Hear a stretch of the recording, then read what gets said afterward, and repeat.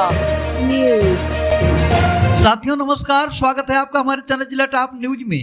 मैं सुरेश कुमार, आप देख रहे हैं जनपद सुल्तानपुर में राम नरेश त्रिपाठी सभागार में उत्तर प्रदेश की 4 बार रही मुख्यमंत्री के रूप में बहन कुमारी मायावती जी के जन्म दिवस के मौके पर सर्वेंद्र अंबेडकर ने कहा, महात्मा गांधी बाबा साहब के बीच में क्या हुआ था और संविधान को लेकर कही बड़ी बात। देखें पूरी कवरेज विस्तार से। बाबा साहब डॉक्टर अम्बेडकर अमर रहे, मानवर कांसीराम साहब अमर रहे, मानवर कांसीराम साहब अमर रहे। बहन कुमारी मायावती जी जिंदाबाद, बहन कुमारी मायावती जी जिंदाबाद। आपका कहना है साथियों कि मुश्किलों में हौसलों को आजमाना सीख लो, दर्द को भी यार मेरे गुनगुनाना सीख लो। डूबने से डर गया जो पार क्या जाएगा, तुम समंदर के किनारे घर बनाना सीख लो, समंदर के किनारे घर बनाना सीख लो। साथियों, अब हम चाहेंगे कि अंकल माननीय श्री सर्वेंद्र कुमार अम्बेडकर जी आवे और अपने विचार रखें। बाबा साहब डॉक्टर अम्बेडकर अमर रहे, बाबा साहब डॉक्टर अम्बेडकर अमर रहे, मानवर कांसीराम साहब अमर रहे। बहन कुमारी मायावती जी जिंदाबाद, जिंदाबाद, जिंदाबाद। सबसे पहले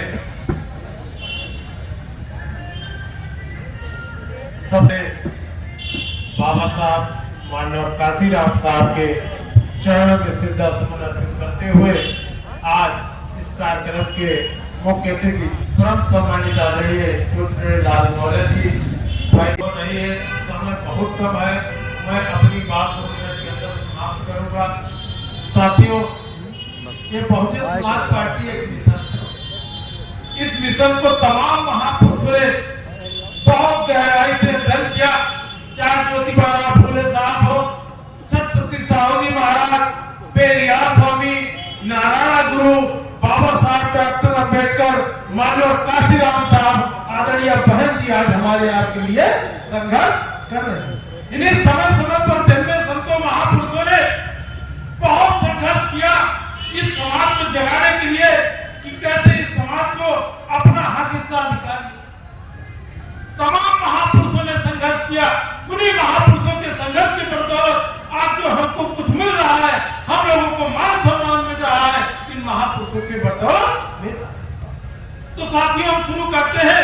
चाहे ज्योतिबा फूले साहब हो, छत्रपति साहू जी महाराज है, पेरियार स्वामी, नारायण गुरु, सबका इतिहास अगर हम बताने लगेंगे तो बहुत समय लगेगा। लेकिन साथियों, बाबा साहब डॉक्टर अम्बेडकर के बारे में बताएं। बाबा साहब डॉक्टर अम्बेडकर को पहले बहुत छोटा आका है कि बाबा साहब डॉक्टर अम्बेडकर केवल एक दलितों के मसले। कुछ लोगों ने कहा नहीं, बाबा साहब डॉक्टर अम्बेडकर केवल संविधान निर्माता, इसमें भी लोगों को तकलीफ होने लगी।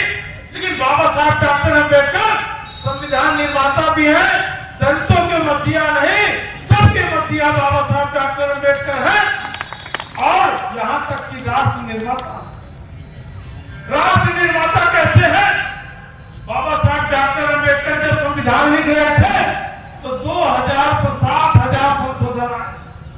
लेकिन 7000 संशोधन जो आए थे, बाबा साहब डॉक्टर अम्बेडकर 2000 संशोधन उस संविधान के अंदर समाहित किया। बाबा साहब को पता था कि अमेरिका का संविधान, जापान का संविधान, कनाडा का संविधान, ऑस्ट्रेलिया का संविधान, इसको कितने दिनों में लिखा गया, सभी संविधान के बारे में बाबा साहब डॉक्टर अम्बेडकर को पता। तो बाबा साहब डॉक्टर अम्बेडकर ने एक स्वच्छ संविधान बनाया। कुछ लोग कहे इसको हम राष्ट्र बनाना चाहते हैं। इस देश के ये महात्मा गांधी जी ने कहा हम इसको राष्ट्र माने। बाबा साहब डॉक्टर अम्बेडकर खड़े होकर कहे 1930 में कि आप कैसे इसको राष्ट्र मान रहे हैं, राष्ट्र बनाने के लिए मसौदा होना चाहिए। तब गांधी जी ने कहा कि आप ही बताइए। तो राष्ट्र बनाने के लिए इस देश के अंदर कितनी भी जातियां रह रही हो, चाहे दलित हो, चाहे पिछड़े हो, चाहे सवर्ण हो, सभी को जब तक 100% अधिकार नहीं होते हैं तब तक राष्ट्र अधूरा है। तब बाबा साहब डॉक्टर अम्बेडकर ने राष्ट्र बनाने के लिए मसौदा तैयार किया। मसौदा तैयार किया, उसमें दलितों को, पिछड़ों को, सवर्णों को, सभी को अधिकार। तो बाबा साहब डॉक्टर अम्बेडकर ने क्या नहीं करके दिखा दिया मेरे साथ। बाबा साहब डॉक्टर अम्बेडकर ने एक वोट देने का अधिकार दिलाया 1932।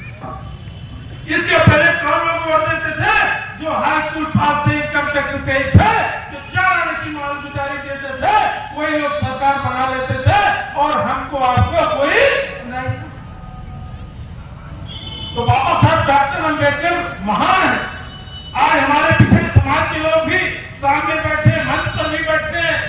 पिछड़े समाज के लोगों से मैं निवेदन करता हूं कि जब 84 में बहुजन समाज पार्टी बनी तो इसके पहले तमाम पार्टियां थी। वोट देना, टिकट देना शुरू किया बहुजन समाज पार्टी। इसके पहले जो भी पार्टियां बनी रही, लेकिन जब पाल का बेटा, निषाद का बेटा, कसम के बेटा, राधा का बेटा जब टिकट मांगने जाता था विधानसभा का, तो लोग उसको भगा देते थे कि अगर आप नहीं हो तो बाल काटने का काम कौन करेगा, आप मौर्य हाथ संधि का काम कौन करेगा, आप पाल हो तो भेड़ी चलाने का काम कौन करेगा, ऐसे ऐसे सबको भगा देते थे। लेकिन जब 14 अप्रैल 1984 को बहुजन समाज पार्टी का गठन कर दिया गया तो धन्य बहन कुमारी मायावती जी ने और मानव काशीराम साहब ने सभी पिछड़ी जातियों को टिकट देना शुरू कर दिया। तो सभी पार्टियों ने भी उनको टिकट देना शुरू कर दिया। तो नेता किसने बनाया? बहुजन समाज पार्टी। यही बाबा साहब डॉक्टर अम्बेडकर लखनऊ आए थे 1948 में। एक बहुत बड़ा विशाल सम्मेलन किया गया था, उसके चीफ गेस्ट बाबा साहब डॉक्टर अम्बेडकर थे। उसी में बाबा साहब डॉक्टर अम्बेडकर ने कहा था, ये मेरे पिछड़े समाज के लोग और मेरे अनुसूचित समाज के लोग, मैं इनसे निवेदन करता हूँ, ये दोनों अच्छी माता पिता के संतान है। मैं नहीं कहता कि आप लोग रोटी और बेटी का संबंध करिए, मैं ये नहीं कहता रोटी और बेटी का संबंध करिए, लेकिन दोनों की एक जैसी समस्या है। जब तक हम दोनों लोग एक प्लेटफॉर्म पे आके नहीं लड़ेंगे, तब तक हमको और आपको हक हिस्सा अधिकार नहीं मिलेगा। यही सब सोच समझ के माननीय बहन जी ने अपने 4 बार के शासनकाल में पिछड़ी जातियों के लिए सबसे ज्यादा योजनाएं चलाई। तो साथियों, बातें बहुत है। साथियों, आप लोग दूर से आए हैं, कैडर की बातें हैं, कैडर की बातें बहुत हैं। हम तो बीच बीच में बताने लगते हैं, बताने का काम करते हैं। चाहे मान्य बहन जी ने हमको मिर्जापुर मंडल, इलाहाबाद मंडल, देवी पाटन मंडल, कानपुर मंडल, बस्ती मंडल, सभी मंडलों में इधर पूर्वांचल के लगभग हमने काम किया, संगठन का काम किया, मिशन का काम किया, बताने का काम करते हैं। साथियों, आप सबसे हमारा यही निवेदन है कि आप लोग जाएं अपने बूथ पर, अपने सेक्टर में बहुजन समाज पार्टी का प्रचार करें और जो भी माननीय बहन जी द्वारा निर्देश आता है, जो भी प्रत्याशी आता है लोकसभा का, उसको हम लोग जिताने का काम करेंगे। इन्हीं बातों के साथ सभी अतिथियों का मैं तहे दिल से स्वागत और अभिनंदन करते हुए जय भीम, जय भारत और सभापति